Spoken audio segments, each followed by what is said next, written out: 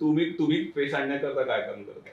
आम्ही अजून तुमच्या दुकानात कोणत्या कोणत्या वस्तू मिळतात? आमच्या दुकानात कसं आहे ना, की आमच्या दुकानात लहान मुलांना म्हणजे एंटरटेन करायचं असल्यामुळे आम्हाला आधी तसंच फेस येतो तोंडाला, कारण ते एक चॅलेंज असतं.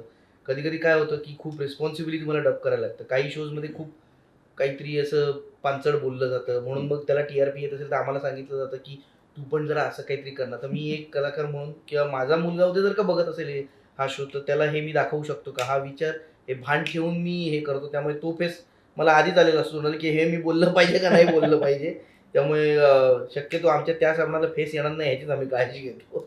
जे स्क्रिप्टेड असतं ते वर्ड टू वर्ड ट्रान्सलेशन तर आपण नाही नाही, विचारू नाही, शकत, नाही. कारण का तुम्ही मराठी हिंदीमध्ये हो, आता पो वडापाव खातो की तिकडचा पो वडापाव कुठे खाणार? बर्गर खातो. हे वडापाव आम्ही केलंय इंडियनायझेशन. मग हे स्पॉन्टेनियसली बोलताना बोलावं लागतं का का तुम्ही हो, हो. डिमांड की असं काही? नाही, स्पॉन्टेनिटी असते. आता आमची सीरीज Amazonला येते सध्या ही कुंग फू पॅन्डाची. तर ते करताना आम्ही थोडेसे बदल केले. कारण आता ओ-टी-टीसाठी आहे. तर ओ-टी-टीला काही गोष्टी चालतात, ज्या तुमच्या चॅनलला चालत नाहीत. तर जसं माध्यम बदलतं, तसं तुम्हाला डबिंगमध्ये पण चेंज करावं लागतं. तर ओ-टी-टीची गणितं थोडी वेगळी आहेत. मग आम्ही ओ-टी-टीमध्ये करताना काही बॉलिवूडचे डायलॉग्स किंवा काही पो अचानक शाहरुखच होतो पो, मैंने ये किया असं पो अचानक मध्येच म्हणतो. त्याचं जे जॅक ब्लॅकने जे तिकडे, कारण तो जेक ब्लॅकला एक तर डब करणं म्हणजे तो माणूस म्हणजे इतकी व्हेरिएशन्स आहेत. पण त्यांच्याकडे कसं असतं, की ते परफॉर्म करतात आणि त्याच्यावरती मग ॲनिमेशन बनतं. आमचा टास्क हे आहे, की तो ऑलरेडी त्याने केलेला आहे.